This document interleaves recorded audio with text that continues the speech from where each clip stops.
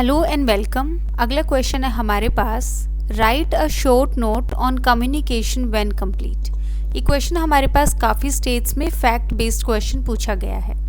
Answer हम start करेंगे introduction से। इंट्रोडक्शन में हम जो है ऑफ़र को एक्सप्लेन करेंगे। इसमें आगे ऑफ़र या प्रपोजल जो है वो कंसिडर किया जाता है starting point formation of contract का, मतलब कॉन्ट्रैक्ट फॉर्म करने का स्टार्टिंग पॉइंट। जो हमारे पास सेक्शन 2A है एक्ट का, वो डिफाइन करता है प्रपोजल। ये प्रोवाइड करता है जब एक पर्सन सिग्निफाई करता है दूसरे को उसकी विलिंगनेस कुछ करने की या एब्सटेन करने की कुछ करने से, एक व्यू के साथ कि वो ऑब्टेन कर सके उसका असेंट। तो ये जो एक्ट है या एब्सटिनेंस है वो बोला जाएगा कि उसने प्रपोजल दिया है। जो पर्सन प्रपोजल देता है उसको बोलते हैं प्रॉमिसर या ऑफरर, और जो पर्सन एक्सेप्ट करता है प्रपोजल उसको बोलते हैं प्रॉमिसी या फिर ऑफरी। तो बेसिकली फर्स्ट पैराग्राफ में हमने ऑफर या फिर जो प्रपोजल है उसको डिफाइन किया है। फिर आ गया दूसरा हमारे पास एक्सप्रेशन ऑफ विलिंगनेस। इसमें आ गया अकॉर्डिंग टू डेफिनेशन, जो ऑफर की डेफिनेशन है, जब एक ऑफर दिया जाता है एक पर्सन सिग्निफाई करता है अपनी विलिंगनेस कुछ करने की या एब्सटेन करने की उसको कुछ करने से, मतलब उसको रोकने के लिए। इसका मतलब है कि ये जो प्रपोजल है ये पॉजिटिव भी हो सकता है और नेगेटिव एक्ट के लिए भी हो सकता है। फॉर एग्जाम्पल, अगर एक पर्सन सिग्निफाई करता है अपनी विलिंगनेस सेल करने की सर्टेन प्राइस पे या फिर रेंडर करने की एक पर्टिकुलर सर्विस एक सर्टेन ड्यूरेशन एट्सेट्रा, तो इसमें आगे जैसे एक पर्सन जो है वो कुछ सेल करने के लिए बोल रहा है सर्टेन प्राइस पे या फिर कुछ सर्विसेज प्रोवाइड करने के लिए बोल रहा है कुछ जो है सर्टेन ड्यूरेशन के लिए, तो ये आ गया हमारे पास ऑफर। उसके बाद आ गया कम्युनिकेशन कब कंप्लीट होगा। ये हमारे पास यहाँ से मेन कंटेंट स्टार्ट है आंसर का। इसमें आ गया अकॉर्डिंग टू सेक्शन 4। सेक्शन 4 जो है हमारे पास उसके अकॉर्डिंग जो कम्युनिकेशन है प्रपोजल का वो कंप्लीट होगा जब वो आता है नॉलेज में उस पर्सन की जिसको दिया गया है। तो इसको हम जो है फर्दर केस लॉ से समझेंगे। इसमें केस लॉ आ गया हमारे पास लालमन शुक्ला वर्सेस गौरी दत्त 1913 इलाहाबाद। इस जो हमारे पास स्टैंडर्ड केस लॉज या लैंडमार्क जजमेंट्स होती हैं उसमें जो आप साइटेशन है वो भी मिस कर सकते हैं और सिर्फ इतना लिख सकते हैं। इसमें आ गया फैक्ट्स क्या हैं। इस केस में जो डिफेंडेंट है उसका नेफ्यू जो है एब्सकॉन्ड कर गया, मतलब घर से चला गया। जो प्लेंटिफ है, जो सर्वेंट था डिफेंडेंट का, उसको भेजा गया उस लड़की की खोज के लिए। आफ्टर जब डिफेंडेंट ने इशू कर दी हैंड बिल्स जो अनाउंस कर रहे हैं रिवॉर्ड 501 रुपीज़ का किसी को भी जो लड़के को ढूंढ के लाता है। प्लेंटिफ को इसके बारे में पता, ऑफर के बारे में पता लगा after he search the boy, जब उसको वो लड़का जो है मिल चुका था और इन्फॉर्म कर दिया था उसने डिफेंडेंट को। अब प्लेंटिफ ने जो है क्लेम किया है अबॉर्ट को। तो थोड़ा सा देखते हैं हम क्या इसमें हमारे पास फैक्ट्स थे। इसमें हमारे पास एक प्लेंटिफ है, एक हमारे पास डिफेंडेंट है। जो डिफेंडेंट है इसका नेफ्यू जो है वो घर से कहीं चला गया।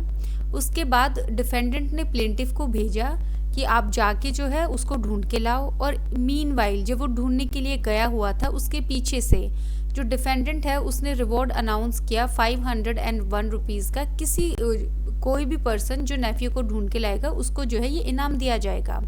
अब प्लेंटिफ को जो है नेफ्यू मिल गया और उसने जो है इन्फॉर्म भी कर दिया डिफेंडेंट को कि भाई मुझे जो है नेफ्यू मिल गया। अब ये सब होने के बाद प्लेंटिफ जो है वो क्लेम कर रहा है कि मुझे ये रिवॉर्ड दिया जाए, और प्लेंटिफ को जो है इस ऑफर के बारे में नहीं पता था।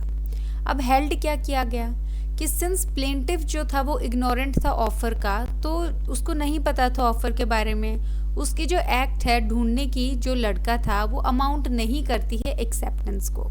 जो कोर्ट है उसने हेल्ड किया है कि कॉन्स्टिट्यूट करने के लिए एक कॉन्ट्रैक्ट उसकी एक्सेप्टेंस जो है ऑफर की होनी चाहिए, और जो है एक्सेप्टेंस जो है नहीं की जा सकती अनलेस नॉलेज है ऑफर की।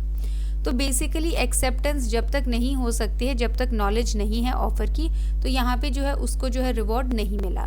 काफ़ी इंपॉर्टेंट केस है। इसके जो फैक्ट्स हैं वो फैक्ट डिट्टो जो सिमिलर आपके पास फैक्ट्स हैं वो क्वेश्चन में पूछे जाते हैं। आपको इतने से फैक्ट्स दे देंगे नाम चेंज करके, यहाँ पे लालमन शुक्ला गौरी दत्त की जगह आपको AB करके दे देंगे या फिर कोई और जो है नाम रिप्लेस कर दिए जाएंगे, और उसके बाद जो है आपसे पूछा जाएगा कि इसमें क्या हेल्ड होना चाहिए। कंक्लूजन में आ गया हमारे पास कि ऑफर अलोन जो है वो सफिशिएंट नहीं है फॉर्म करने के लिए एक agreement. There can not be formation of agreement. Agreement की फॉर्मेशन नहीं हो सकती है बिना एक्सेप्ट किए ऑफर को। जो हमारे पास सेक्शन 2B है एक्ट का, वो डिफाइन करता है एक्सेप्टेंस। ये प्रोवाइड करता है कि जो पर्सन जो है जिसको प्रपोजल दिया गया था वो सिग्निफाई करता है अपना असेंट। तो जो प्रपोजल है उसको बोला जाएगा सेट कि उसको एक्सेप्ट कर लिया गया है। प्रपोजल जब एक्सेप्ट किया जाता है वो प्रॉमिस बन जाता है। तो बेसिकली कंक्लूजन में हमने थोड़ा सा एक्सेप्टेंस के बारे में बताया है। और यहाँ से जो है जब आपके पास फैक्ट बेस्ड क्वेश्चन आएगा तब आपको कैसे करना है मैं थोड़ा सा बता देती हूँ, क्योंकि कॉन्ट्रैक्ट एक्ट में आपको सिंपल क्वेश्चंस नहीं आते हैं। आपको जो स्टैंडर्ड केस लॉज होते हैं उनके फैक्ट्स पे बेसिस जो है क्वेश्चन आते हैं। सबसे पहले जो है आप फैक्ट्स लिखेंगे। फॉर इंस्टेंस हमारे पास जो है ये वाले फैक्ट्स आए हैं एग्जैक्ट। थोड़ी सी यहाँ पे प्राइस मनी चेंज होगी, नाम चेंज होंगे जो प्लेंटिफ है डिफेंडेंट के। आपको फैक्ट्स लिखना है। उसके बाद जो है आपको लीगल इशू लिखना है। लीगल इशू में आपको लिखना है कि क्या डिफेंडेंट जो है इंटाइटल्ड है रिवॉर्ड का, ये आपके पास लीगल इशू होगा। उसके बाद आप सॉल्व करना शुरू करेंगे इसको। उसके बाद यहाँ पे सबसे पहले आप जो है ऑफर को एक्सप्लेन करेंगे।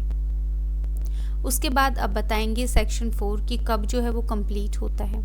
तीसरा आप जो है केस लॉ से इसको जो है सपोर्ट करेंगे। जो लालमन शुक्ला का जो हमने अभी केस किया है, आप उसको प्रॉपर साइटेशन देंगे। इसमें लिखेंगे कि सिमिलर फैक्ट्स थे और इसमें जो कोर्ट है उसने हेल्ड किया है कि ये जो है अमाउंट नहीं करता है ऑफर को। उसके बाद आप थोड़ा सा एक्सेप्टेंस को भी जो है एक्सप्लेन करेंगे। एक्सेप्टेंस में जो है आप ये बता सकते हैं उसमें आप एक तो एक्सेप्टेंस को जो है डिफाइन करेंगे, एक्सेप्टेंस होती क्या है। दूसरा आ गया जो जनरल, दूसरी लाइन जो लिखेंगे वो आएगा जो जनरल ऑफर्स होते हैं उनको एक्सेप्ट किया जा सकता है प्रॉपर कम्युनिकेशन से या फिर उनकी जो कंडीशंस हैं वो फुलफिल करके।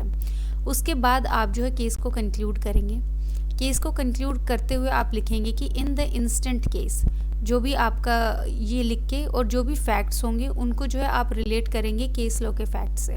जैसे कि यहाँ पे लिखा गया है कि क्योंकि जो प्लेंटिफ था वो इग्नोरेंट था, जो बॉय को जो फाइंड करना था, तो ये अमाउंट नहीं करता है एक्सेप्टेंस को, तो इसलिए जो है एक्सेप्टेंस नहीं है, क्योंकि एक्सेप्टेंस हो ही नहीं सकता जब तक नॉलेज नहीं है ऑफर की। तो यहाँ पे जो है कॉन्ट्रैक्ट नहीं था दोनों के बीच में और जो वो डिफेंडेंट है वो लाइबल नहीं होगा अवार्ड के, जो रिवॉर्ड जो अनाउंस किया गया था। तो आप जो यहाँ लिखा हुआ है उसको थोड़ा सा जो है अपनी लैंग्वेज में या थोड़ा सा मोल्ड करके आप जो है कंक्लूजन में लिखेंगे। मोस्टली एग्जामिनर क्या होता है आपका कंक्लूजन देखता है, आपके स्टेप्स देखता है, ऑफर लिखा है, एक्सप्लेन किया है, कौन कौन सा प्रोविजन यूज़ किया है, कौन सा केस लो इन्होंने सपोर्ट किया है, और उसके बाद जो कंक्लूजन है उसमें वो मेन ढूंढता है कि आपने क्या कंक्लूड किया है और इसी के बेसिस पे जो आपको मार्क्स दे देता है। तो आपको जो है फैक्ट बेस्ड क्वेश्चन ऐसे करने हैं। बाकी जो ये छोटा सा क्वेश्चन था इसमें एज सच कुछ नहीं था, सिर्फ केस लॉ इम्पॉर्टेंट है, आप उसका थोड़ा सा ध्यान रखें। बाकी इस क्वेश्चन में हमने सब कुछ इंक्लूड कर लिया है। So thank you.